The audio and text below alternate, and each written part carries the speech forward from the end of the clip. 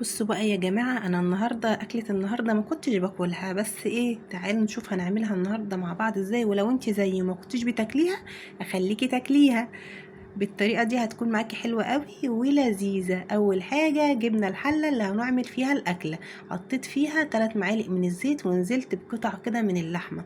ودي بقى مش أي لحمة، دي لحمة كده متكلفة يعني.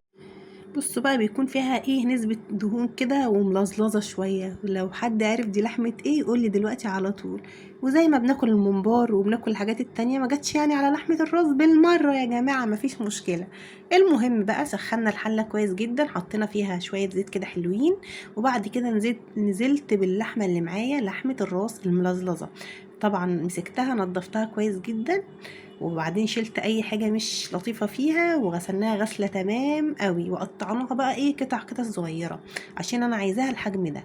وقعدت اشوح فيها كده تشويحه حلوه قوي، ونزلت عليها كمان بنص معلقه من الفلفل الاسود وهي على نار عاليه، علشان مش عايزه اللحمه تنزل ميه خالص. خلاص لحد ما خدت اللون الجميل ده. وهي على النار جبت بصلايه وسط فرمتها ونزلنا بالبصل.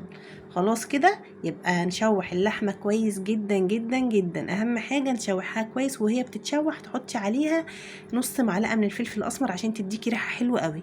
وانتي بتاكليها محدش هيعرف اصلا اللي دي لحمة راس يعني، فهتوه في اللي احنا هنعمله. ضفت عليها كمان نص معلقة من توابل اللحمة، ضفت عليها ورقتين من اللوري واتنين من الحبهان، طبعا دول بيدوا نكهة حلوة قوي للأكلة بتاعتنا النهاردة. خلاص بعد كده هنسيبهم على النار برضو لحد ما البصل يغير كده لونه ويشرب بقى من طعم اللحمة. وشوح بقى شوح لحد كده ما نشم ريحة اللحمة بالتوابل طالعة كده قلب الدنيا.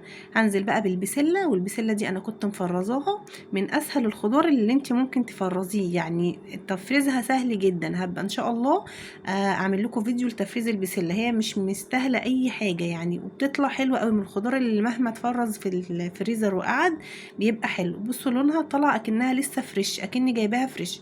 نزلت عليها بقى فص واحد من الثوم، وكمان مكعب من مرقة الدجاج. لو انت حابة تستغني عنه ممكن تستغني عنه، لكن هو هيدينا طعم حلو في الأكلة النهاردة.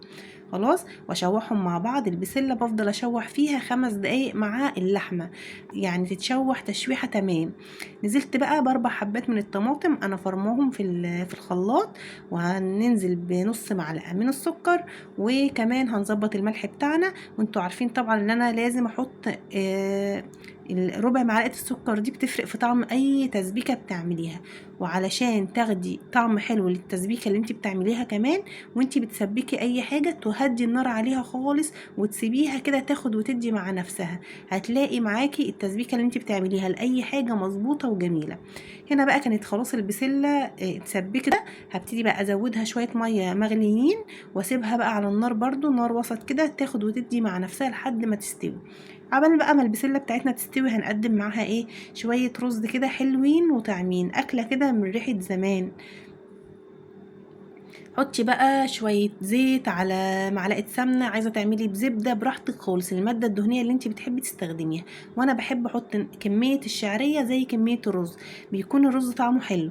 اقلب بقى كده في الشعريه كويس لحد ما تاخد اللون الذهبي بتاعها الجميل. وبعد كده هنكون احنا طبعا بنجهز الرز وبنغسله قبل ما احط الشعريه اصلا على النار، بكون مجهزاه علشان الشعريه من الحاجات اللي ما ينفعش تسيبيها على النار، هتلاقيها اتحرقت منك، هتلاقيه شويه اتحرقوا وشويه ما اتحمروش، لازم ايدك تكون فيها وانتي بتسويها، وانتي ايه بتحمريها يعني. خلاص انا مجهزه الرز جنبي، خدت بقى اللون الجميل ده. بعد كده نزلت بكميه الرز بتاعتي ونشوح بقى. وكمان في تركايه كده للرز عشان يطلع معاكي مفلفل وجميل، بتشوحي الرز مع الشعريه كويس قوي، اي نوع رز بتعمليه يعني كده. حتى لو هتعملي رز ابيض بتقعدي تشوحي كده في الرز شويه حلوين على النار كده، بيطلع معاكي متشمع ومفلفل وجميل. ظبطي بقى الملح بتاعك زي ما انت عايزه حسب الكميه اللي انت عاملاها، وننزل بقى بميه مغليه كده نغطي الرز. ولما بنكون عاملينه بالشعريه بنزود كده ايه ربع كوبايه للشعريه، بنغطي الرز وربع كوبايه كمان زياده عشان نعمل حساب الشعريه.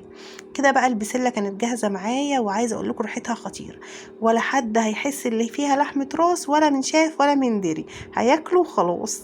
تمام. وطبعا لو عندك اي نوع لحمه وعايزه تعمليه بنفس الطريقه مش هيقولك لا اعمليه، بس انا حبيت اعمل معاكم لحمه الراس بالطريقه دي، اول مره اعملها في الخضار وكانت خطيره بجد، وطعمها ما كانش باين خالص اللي هي لحمه راس، يعني محدش خد باله اللي هي لحمه راس. فهي كانت عندي طبعا مش هنرميها، يعني بنستخدم اي حاجه عندنا وبنعملها بطريقه حلوه وتكون طعمه، ونغير كل حاجه يعني فاهمين، بنغير طعم كل حاجه. بقت طاجن بسله باللحمه خطير جدا. حطيته بقى في الطواجن دي وهدخله تحت الشوايه، يا دوبك كده يغير اللون بتاعه، ياخد لون كده ويتشمع، وهيبقى معايا احلى طاجن بسله باللحمه الضاني. خطير خطير خطير. جربوه بالطريقه دي هيعجبكم جدا. وبرده لو عندك اي نوع لحمه اعمليه بالطريقه دي هتعجبك قوي البسله. شايفين بقى جماله. قدمت بقى معاه الرز بالشعريه، كان استوى خلاص. طبعا الرز برضو بيقعد كده ايه نص ساعه على النار، اول ما الرز بيغلي بنقوم مهدين النار عليه وسايبينه بقى يستوي وياخد ايه التسويه بتاعته نص ساعه وبيكون جاهز. وعملت برضو شويه سلطه خضراء، وده كان الغدا بتاعنا النهارده. يا رب الفيديو يكون عجبكم، حطوا قلوب كتير كتير كتير، واستنوني في فيديو جديد. باي.